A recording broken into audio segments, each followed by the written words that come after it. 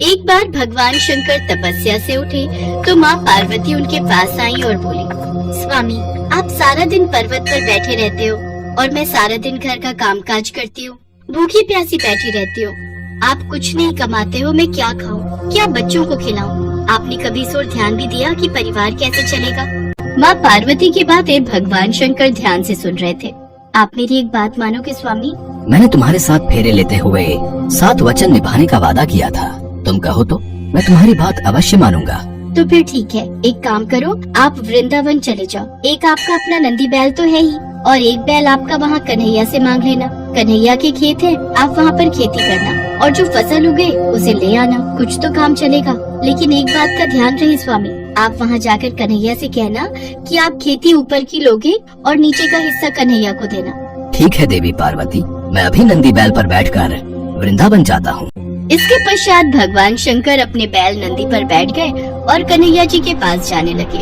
रास्ते में नंदी बैल उनसे बोला, प्रभु, हम जा तो रहे हैं, लेकिन ये कन्हैया बहुत चालाक है, बहुत तेज है। कोई नहीं, जो होगा सो देखा जाएगा। मैंने पार्वती को वचन दिया है कि अब मैं खेती करके ही लौटूंगा। और फिर इसके पश्चात शंकर जी अपने बैल नंदी के साथ कृष्ण जी के द्वार पहुँचे और अपना शंख बजाने लगे। शंख की आवाज सुनकर कृष्ण जी द्वार खोलते हैं तो उनके सामने भगवान शंकर खड़े थे। कृष्ण जी भगवान शंकर को प्रणाम करते हैं। भोलेनाथ, आप आइए, भीतर पधारिए।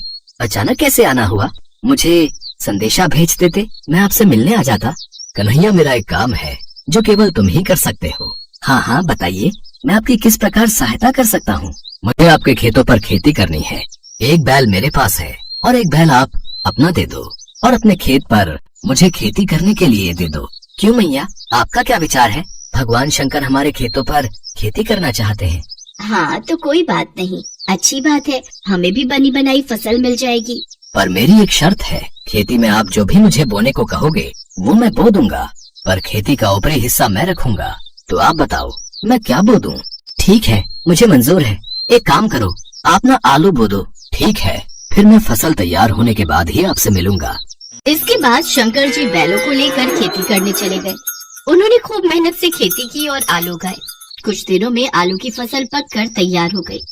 शर्त के मुताबिक शंकर जी और नंदी ने मिलकर आलू के ऊपर की फसल, आलू के पत्ते काटे और गठरी में भरकर कैलाश ले गए। शंकर जी ने बहुत खुशी से पार्वती मैया को वो गठरी दी।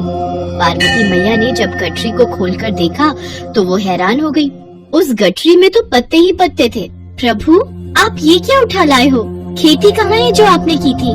पार्वती, मैंने तो वैसा ही किया जैसा तुमने मुझसे कहा। मैंने ऊपर की खेती का हिस्सा लिया और कैलाश लौट आया। मुझे कुछ नहीं पता प्रभु, अब मैं इन पत्तों का क्या करूं? ये पत्ते किसी काम के नहीं हैं। अब आप दोबारा जाओ और दोबारा खेती करके लाओ। और हाँ, अब की बार आप नीचे की खेती मांगना। एक बार फिर भगवान शंकर नंदी के साथ वृंदावन जाने लगे। रास्ते में नंदी ने उन्हें फिर समझाया कि कान्हा बहुत चतुर है, तो आप सावधान रहना। शंकर जी ने फिर से वही कहा कि जो होगा देखा जाएगा। कन्हैया, मुझे आपके बैल और खेत फिर से चाहिए। मुझे एक बार फिर खेती करनी है, पर इस बार मेरी शर्त ये है कि मैं खेती नीचे की लूंगा, ऊपर की आप रखना। बताओ मैं क्या बो दूं? ठीक है, फिर तो आप बाजरा बो दो। कृष्ण जी के कहने पर शंकर जी ने बाजरा बो दिया और खेती की। उसकी अच्छे से रखवाली की और कुछ ही समय में बहुत अच्छी बाजरे की फसल उगाई। शंकर जी बाजरे के नीचे की डंडियां तोड़कर कैलाश ले गए और ऊपर का बाजरा सारा कृष्ण जी और यशोदा मैया घर ले गए।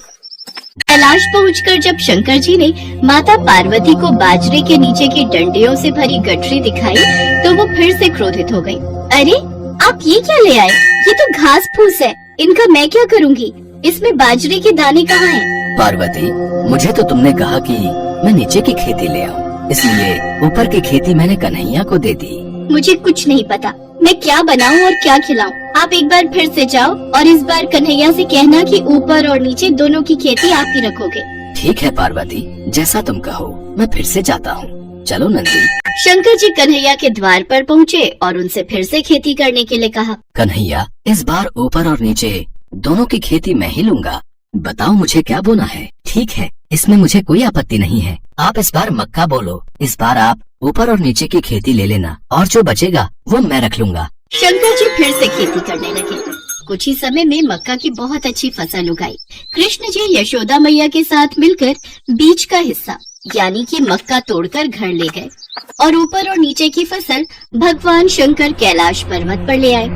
इस बार नंदी और भगवान शंकर बहुत खुश थे कि ऊपर और नीचे की दोनों खेती देखकर माता पार्वती बहुत खुश होंगी। और जैसे ही उन्होंने माँ पार्वती को खेती की गठरी पकड़ाई, जिसे देखकर माँ पार्वती अपना सिर पकड़कर बैठ गई। अरे ऊपर और नीचे की फसल तो ले आए, पर इसमें भुट्टा कहाँ है? पार्वती, तुमने ही तो कहा था कि ऊपर की और नीचे की खेती लेकर आऊं, इसलिए मैं ऊपर और नीचे की खेती ही तो लेकर आया हूँ। अब मैं भोला भाला जैसा तुमने मुझसे कहा मैंने वैसा ही किया। तभी कृष्ण जी आते हैं। माँ पार्वती, भोलेनाथ बिल्कुल उचित कह रहे हैं। भोलेनाथ को तभी तो भक्त भोले बाबा कहते हैं। भोलेनाथ तो भाव के भूखे हैं। प्रेम से जो भी इनको कुछ भी अर्पित करता है वे ग्रहण कर लेते हैं। आप धन्य है भोलेनाथ। माँ पार्वती, भोलेनाथ के द्वारा की हुई खेती मैं ले आया हूँ, इसे स्वीकार कीजिए। माँ पार्वती देखती हैं कि भगवान भोलेनाथ ने तो बहुत ही बढ़िया खेती करके आलू, बाजरा और मक्का उगाया था। वो खुशी से फूली नहीं समाती। कुछ भी कहिए स्वामी, पर आपने नंदी और कान्हा के बैलों के साथ मिलकर